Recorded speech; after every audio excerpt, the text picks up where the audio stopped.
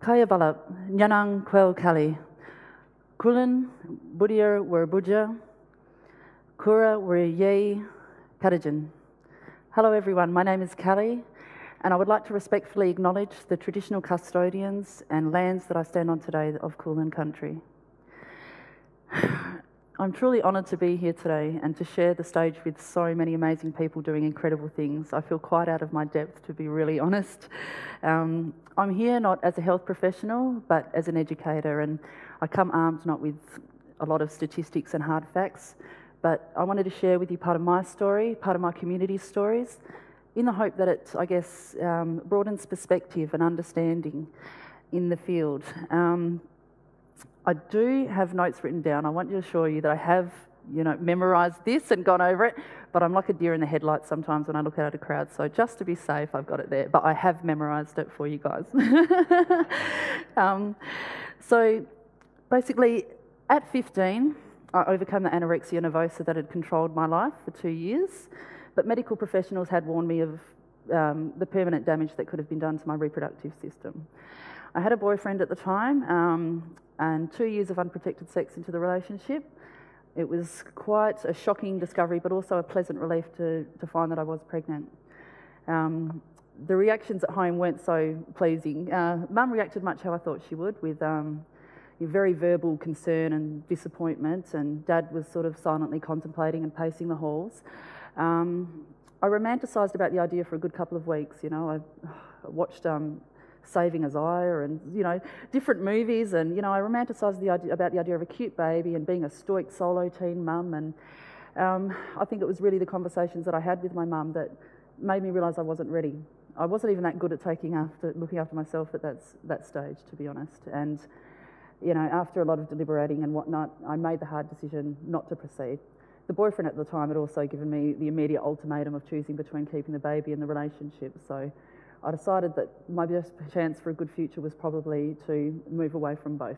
And that's exactly what I did. And it wasn't a light decision, and it's something that still comes with me today, but I think it's allowed me to, I guess, relate to young people in a better way and less judgmental way, because I know the reality of it, and it's difficult. There are a lot of complex factors that feed into that. The school I went to was a private school, a very Christian school, and so student pregnancies were just not allowed. It would have been automatic expulsion. And I guess the culture of that community was very much, teen pregnancy was a burden, it was a failure, and it basically meant that the young mother's life was going to be a mess forevermore. And that's the sort of, I guess, the community, the mainstream community focus towards it. So basically, the next time I did fall pregnant, I was 24, I was married, I had a house, I had a career, my husband did too, and that was okay for my parents. That was the right order of doing things, and they were pleased. And we were married for a good couple of years without any kids, and I think that was when I really noticed the cultural difference, because on the white side of my family, that was normal. You take your time, you get engaged, you do these things first, and on the other side, the black side were all asking me if I was infertile or if I was too career focused to worry about family. And I'm thinking, Christ, I'm only 24, give me a chance, But very different perspectives. As we were a stable couple, we'd been together a few years, they couldn't understand why any offspring had not yet been produced. So that kind of gave me my first real introduction about how differently things were perceived. And I guess I carried that with me into education, and I've tried to keep a broad mind and consider the many complex interrelating factors that can impact on any one person's decision. So I guess even though I accepted the invitation to come here many months ago, I admittedly only knew what I was going to say to you quite recently, because having to think about Aboriginal motherhood and pregnancy more closely really made me re-examine, I guess, my own perceptions and things like that. So just to give you a little bit of perspective, I said I wasn't going to come with heaps of stats, but I've got just two.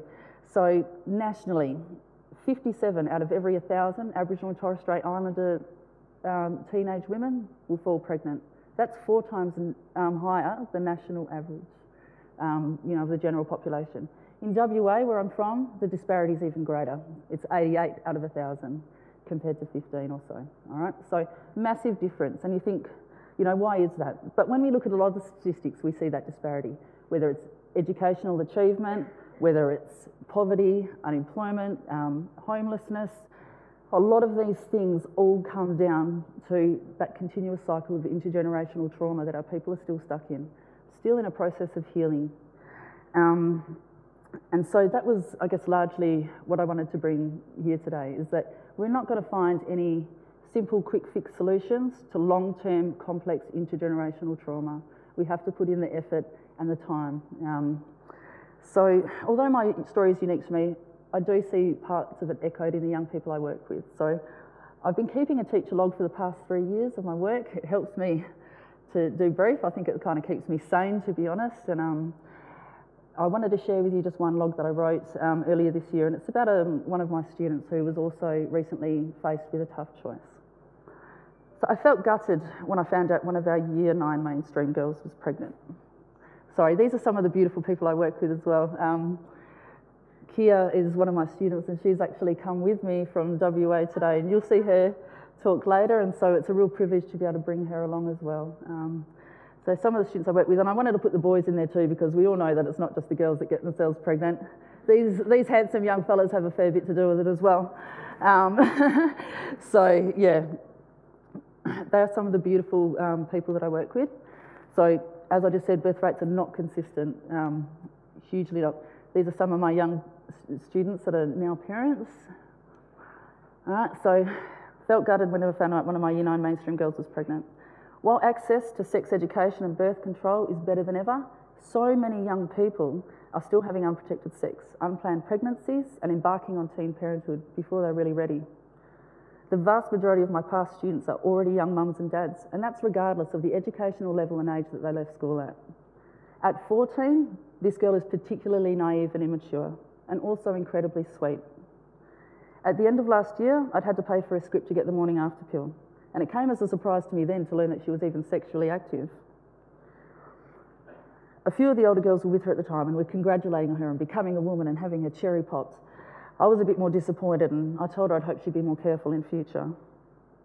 Fast forward a few months and she's in the doctor's office getting the standard pregnancy test prior to the rod, and to everyone's surprise in the room, she was a bit too late getting there. So Nan was not happy, and she proceeded to make the news a very, very public affair by sharing it out in the community without restraint.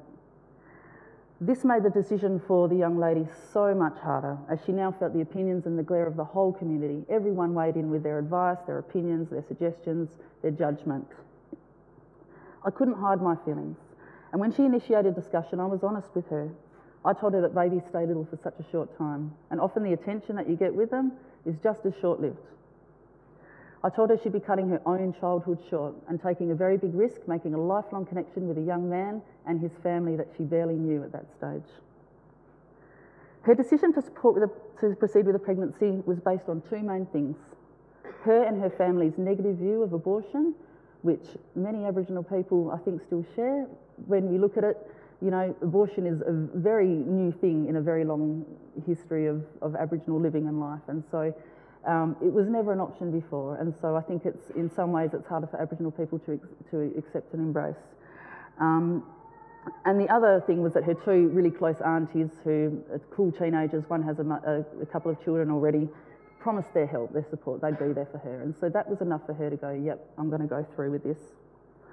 I can't deny that I felt a little bit sad about her decision to repeat a cycle that had seen her go without a dependable mother and father herself. But then perhaps I'm being far too much judgmental. My partner and I did the conventional thing.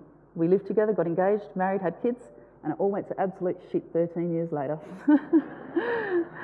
It's gotten better again, luckily, but I think I realised at that point in life that it's very hard to plan ahead, and no matter how hard you organise and plan and do everything in the right order, life and relationships are hugely unpredictable, and they can change at any moment. So maybe it is a very individual thing, and the outcomes depend entirely on the person, the community and the family that they're involved in. In some instances, it can help to settle a person. I've heard people say that it saved them because their life was so void of happiness and love for themselves that it filled a gap, and it made them a better person. Sometimes it gives people a job and an income and a job title in a world that's very competitive and that they're frightened to enter. A lot of my students have great skills, they get their qualifications, but still that thought of going out and competing with mainstream society, trying to get that interview, trying to get that job, it's a very daunting prospect for them, especially because they speak their own Noongar English, and a lot of people don't communicate in the same way, and they feel like they're constantly having to censor or sort of retranslate or interpret their words to get across their meaning, and it is a barrier, it's a huge barrier. So traditionally, child rearing was communal. Breastfeeding, what was I going to say? Yeah, breastfeeding, supervision, affection. It was shared among aunts, nans, and aunties. There was no judgment around a mother's age because there was no choice. You know, there was no contraception. People were married young, and you know, the natural course happened. When your body was ready, it would happen, and it was seen as a spiritual thing almost, the when and how many. It wasn't something that people had any say over. And there was far less, I guess, emphasis on authority and submission and dominance between adults and young people. And I still see that very much today. Since British arrival in 1788, Aboriginal women have endured enormous grief and trauma, whilst also showing tremendous strength and perseverance in maintaining their role as the primary caregivers. So family and cultural structures were completely shattered. Many Aboriginal men were killed and imprisoned. Countless Aboriginal women were raped, and this created a half-caste population, a mixed cultural population. And decades of forced child removals, right up until the 1970s, has fractured Aboriginal family structure. It has rocked the confidence of Aboriginal parents, and it has created a legacy of huge distrust between some of the institutions that are supposed to help. The police, child protective services, they're still seen as enemies in the eyes of many Aboriginal people. And that's a huge barrier at the moment to people seeking help and services that are out there. So Aboriginal women, so often it created a sort of fatherless mixed race population. And so even despite this, throughout this, Aboriginal women remained that glue that kept family together, that loved children regardless of the circumstance of their conception, and that fought to get family members brought back to them. So I guess, you know, sort of from this era onwards, it created the first sort of reality of fatherless, long-term fatherless parenting, and it's remained a reality since. So now a minority, making up less than 3% of the country's population. I think Aboriginal people feel the way a lot of minorities do that have survived, you know, the onslaught of colonialism. Pregnancy, reproduction, breeding, it's a symbol of survival, of strength, of self-pride and self-love. And so part of it is that, I think, is that reluctance to go down the abortion route. We've been so hurt, we've been so damaged, we've had so much taken. We don't want to take any more away. We want to build ourselves up and remain strong. And I definitely think that the minority and the experience of colonialism definitely feeds into the attitudes around pregnancy and abortion. So time and time again, intergenerational trauma comes up as the defining cause of current issues and the high incidence of family breakdown. Culturally, values and beliefs remain very similar. Aunts, mums, cousins, sisters, they still play an enormous role. Extended family is still there. A lot of older people are looking after younger generations. A lot of Aboriginal kids live with their nans, they live with their aunts, or they move between. But when you mix, I guess, traditionally, being on country, having extended family and being with a lot of people, it was ideal. But in the current state, when you add in some of those more detrimental influences, such as overcrowding, poverty and substance abuse, the reality is that these places can become quite unsafe and unhappy places for children and young mothers. So an example of intergenerational trauma, so see, these are a couple of my young people with babies now. So I work with a lovely lady, an elder, and her name's, I call her Aunt Eliza. She's in her 50s, and she was stolen twice as a young girl. She was taken to Moore River, which was many, many, many miles away from her home country, and twice her nan walked many, many miles to retrieve her and return her home. But the damage had been done. the terrible treatment, the degrading treatment, the physical, emotional and mental and sexual abuse that she suffered at the hands of the nuns and the policemen who helped to organise those transfers and things had scarred her for life. She started drinking heavily to numb the pain, and subsequently her 3 children were born with fetal alcohol syndrome and severe learning disabilities, and they've been students of mine. They've all become teen parents themselves. They're in and out of trouble with the law, they have substance dependency issues, and they have inherited their mother's pain, her grief, and her distrust of authority institutions. So you can see how that intergenerational trauma and grief carries on. So the wounds of past injustices are often still open and they're in need of healing, maintaining a cycle of trauma and suffering that is not easily broken. I don't have all the answers. Sometimes I look at my community and the people and I think, where do we start? There's so much pain, you know, but we have to try. There has to be an improvement, you know, we have to break this cycle and start moving forward. And it really comes down to conversations like this, where we share and where we talk and, you know, we help to cross that divide. I wanted to briefly mention attitudes to sex because I have to say condoms, like in the current climate where I work, are very uncool. They're totally out of use now. When I was in school, it was embarrassing not to use a condom, and it's done full circle. The students I talk to, the majority, they don't use condoms, they don't carry them, and the main reasons are they don't actually have enough familiarity with their sexual partner to feel comfortable raising the issue. They feel too embarrassed, sometimes they're too intoxicated at the time to care.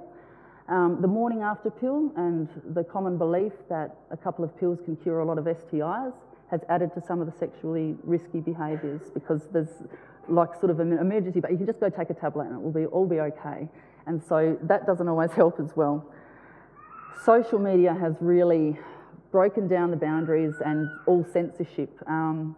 These young people can see absolutely anything online, and to be honest, you know, what used to be a school pash behind the gym is now a 3-way in the bushes or oral sex in the toilets. That's the reality of it. It's happening everywhere, and they're emulating these extreme sexual acts that they see on the internet. They're watching porn and they think that's how it goes down, all right? And that's a worry.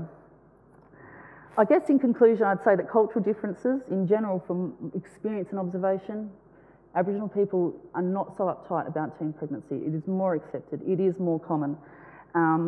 And that's largely because the focus is on family extended support rather than on a stable relationship. It's considered more important to have a big family behind you than a perfect marriage, you know, or a strong man-woman relationship or whatever it is. So that is a big difference. It's often seen as less of something to be planned, as more of a natural progression. And often there's a lot of a bigger priority around growing up with children rather than growing up before children.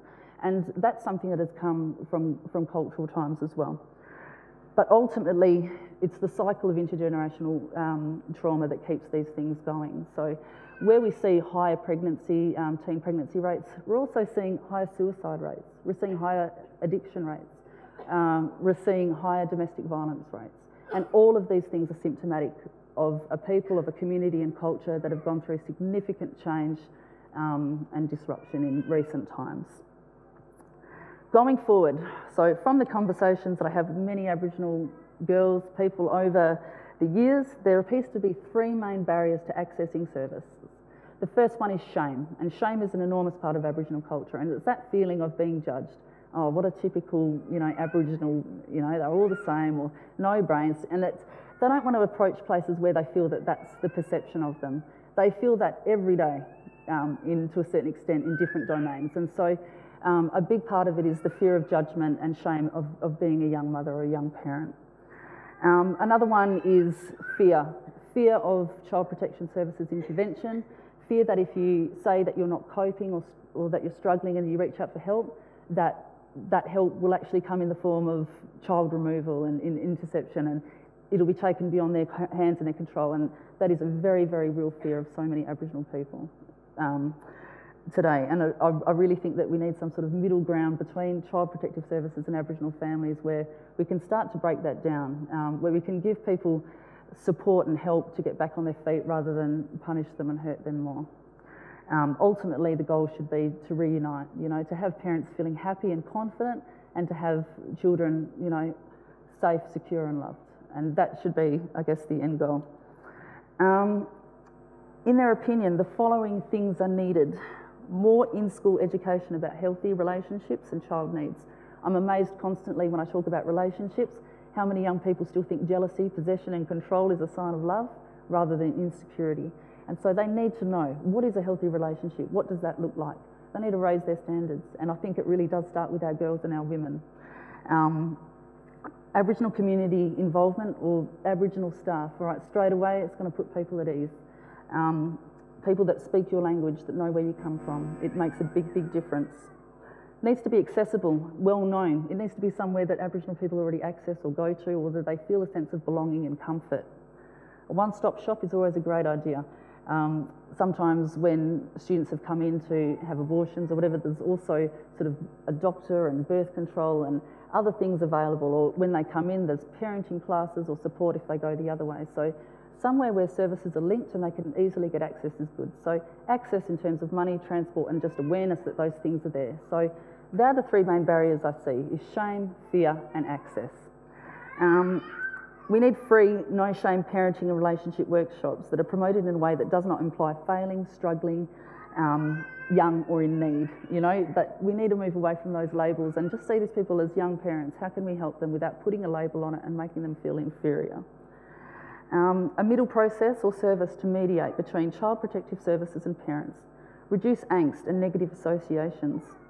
Make the involvement and process about supporting and helping rather than condemning and threatening, where possible and practical. I know that is not always, you know, possible when kids are in urgent need of assistance.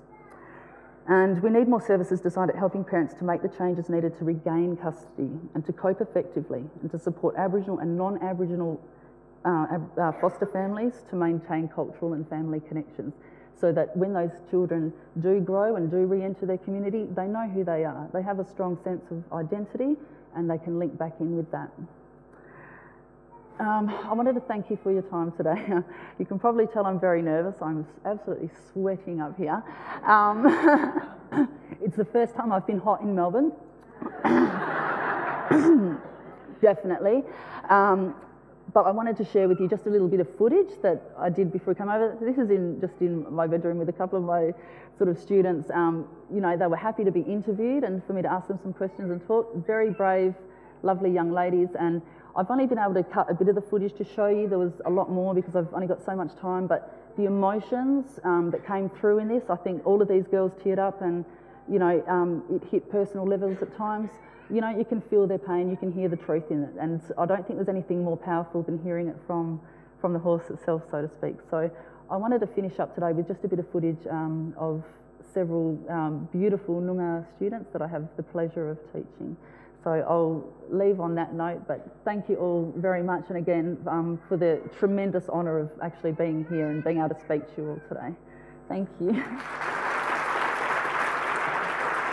Do you think some girls get pregnant young as a way of trying to keep a relationship? Yeah, like do you think that's... But it never works. I know all these girls that had their baby young in both young Aboriginal teenagers. They're not with their partners. And they're doing it by themselves. Yeah. You know, because I think having a baby is going to fix everything. But what if that boy is not ready for it and you just come out and say, hey, I'm pregnant? He's like hitting the door like straight out. He's not going to probably support Especially you. when you're like still young. And the other thing is a kid is for life. So if you go ahead and have that kid, you've got no say over. You might not like his mum, or you might not know her or have a relationship with her, but she would still have the right to come and take your kids for visit and things. So down the track, these things can have really big implications. Problem after problem in this. How do you know that the person's the right person to have a baby with? What things would you need to see or feel to go, this is the right time and the right person? Someone who's going to respect your like sayings and that, like if you're not ready for it, they can't force you into it. They got to back down and respect your sayings and that. Like what you've got to say about your body and that. Yeah. They've actually got to be committed. And take care of you. You got to know their flaws in every way, I guess. Yeah. And you have and their faults and How do you know they're committed? Know the person first. Like committed, like just be there when the person's down and like try and like your best to like see the brighter things on life and help. So at your best and your worst, they're still there. Stick around and make sure like that no matter what, you're always going to be there for that person, and like this is the person you want to be with for the rest of your life. Like it's hard with these young fellas like these days because they don't like understand, like they think love is just the first boy that comes through the door. Because emotions are so intense at that age. That shows them feelings and that actually draws attention. This is so relatable. It is. It's like a lot of teenagers. It's funny. How do we change it? Because I guess from my point of view, like I'm looking at schools and I'm going, there's more sex education than ever. There's places, you know, like the centre where we go, where there's, you know, there's support. You can get the pill, you can get condoms. Like people have got more support and more knowledge now than ever, but it's still happening just as much. Like what can we do to, like, if it's a bad thing, like if we think a lot of these young men and women are not actually ready to be parents and it's hurting them and the babies that are being born, how do we help prevent it? Do we need more actual parenting courses? Do we need to show kids the reality of it at school? Do we need more support for them? More support for them at school. I reckon like more support. Honestly, I don't know. Home, with parents and stuff because they could be they could get pressured at home. And exactly. Like, you know, like, there could be things going on at home, and then the only way they escape is like when they're with their boyfriend, and then their boyfriend makes them feel like they're special, and you know, and like it's but really frustrating. They're like using them, and like the girl feel like, you know, he's like the. And then when they just need to have hope, I guess. Yeah. Yeah. But not the best idea to put your hope into someone else. You need to support, but like they need support groups for parents, child, like to go and sit where they can actually just sit and have yarn. And, you know, get things off their chests, because a lot of people don't get their things off their chest, especially with that's the true. young community. And I think a lot of people feel very judged. Like as a mum, you're expected to know everything automatically, and people are scared to ask questions. As young Aboriginal mothers, are there any things that you think would put young Aboriginal mums off going to seek services, like even non-Aboriginal services? Like what things do you think prevent people going and getting that help that is out there?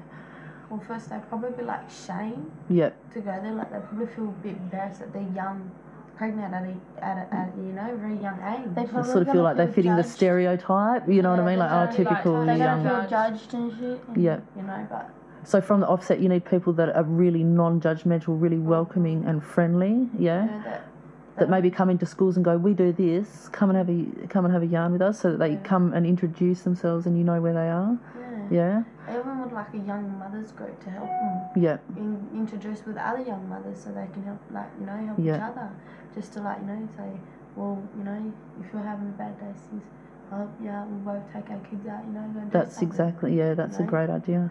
Do you think part of the reluctance and fear might be like DCP involvement and things like that? Because Aboriginal people have got, you know, there's a long history of that in our families, of people, of intervention and people. Do you think that would put off some young mums going and talking about things in case they felt like it would be taken beyond their control, or they'd be judged as not coping and it'd be taken further? Is there a distrust there or a fear? Well, do you think?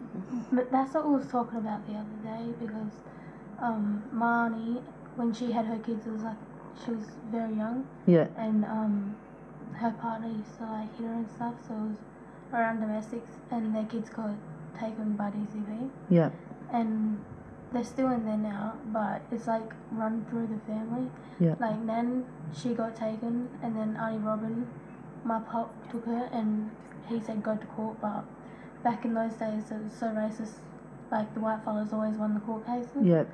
So Nan didn't even bother to show up to the court, and it's just all my first cousins, they're all in DCP except for me and my mum's youngest sister. And it's just through the family. And you think it's just a cycle that's continued where people haven't had support as parents, they've had their parenting rights taken away, they've grown up with drugs and alcohol, and it's just repeated because they haven't seen. Last one quickly. So he's been in there for like 14 years. Really? He's been in there since he was a baby. Wow. He's like, my mum, she's tried, but she's given up. And a lot of mothers do give up over a couple of years' time. They give up and turn to the drugs and think the drugs is going to help them.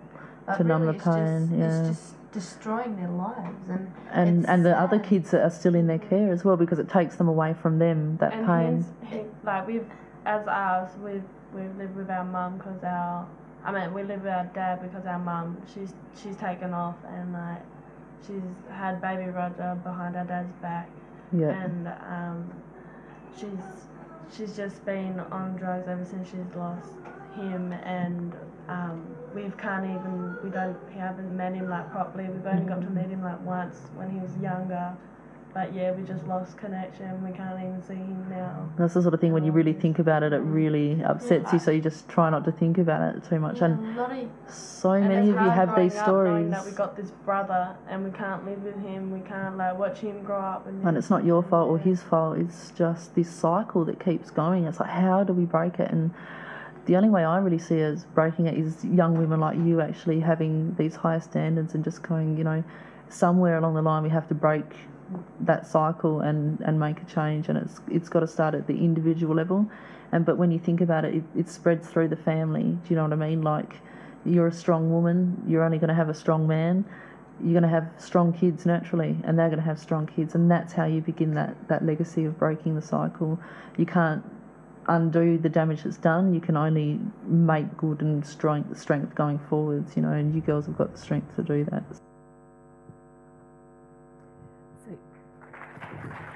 Kelly, come back up. So thank you, Kelly. You told such a deeply personal story with such skill and eloquence. Thank you very much. Not only that, but covered an intensely important topic. So we're very, very grateful. Thank you for doing that. We don't have a lot of time. I let that go over. I'm sorry. Because it was so wonderful. But we do have time. There's the Twitter machine. I think it's been a bit overload. How'd your 30-year-old Twitter's going a bit crazy. What does that mean? There's a lot of love for you on Twitter. Oh wow, really? Yeah. Oh. So Melanie Rule has tweeted what lots of people are saying. Please thank Kelly for overcoming her nerves to share such an important perspective with us all. Oh, and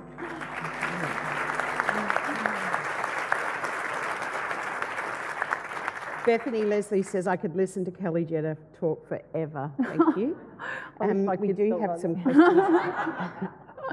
And lots of people acknowledging that pregnancy is seen as survival in this post-colonial era for many Aboriginal women, and really acknowledging what you've taught us today about intergenerational trauma. Damien Rowland asks a question which is kind of, it wraps up a lot of the questions that are being asked. And this one is, Kelly, if one of your students was to present in distress at an emergency department, is there anything specific that the emergency department could do that would help or assist with the underlying issue? So how could we be of most help in an emergency department for your students? I tell you what, there's nothing more reassuring than a bit of a hug, a nice smile, and we're going to look after you, hun, without any judgment, without any harshness. Just, it's not about that person's situation, what's gone before. It's just about making them feel comfortable at that time. And it's such a simple thing, but it is absolutely paramount. That warm smile, that initial greeting, that feeling of you're welcome, I'm here to help you and support you, it can just make all of the difference and make that person open up and disclose. I think the more Aboriginal people that start to come through professional services like health services, the more visible they are. I think that's fantastic, but I think that being around that will just create learning between non-Aboriginal and Aboriginal staff, and then we won't have to rely so heavily on having Aboriginal staff, because there'll be more of a flow of understanding and cultural awareness across the two. So I hope that answers that question. It's a beautiful answer, and it kind of answers everything that anyone's asked on Twitter. I just wanted to quickly thank Kia. She was one of the lovely students that was in the video, and it took a lot of bravery for these girls to talk about their personal family issues, and they wanted to share their story with you so that there could be a bit of understanding. And these are beautiful young people, and they deserve our support and understanding. Please take back the thanks from all of these to you and your friends. Thank you. Thank you. Thank you.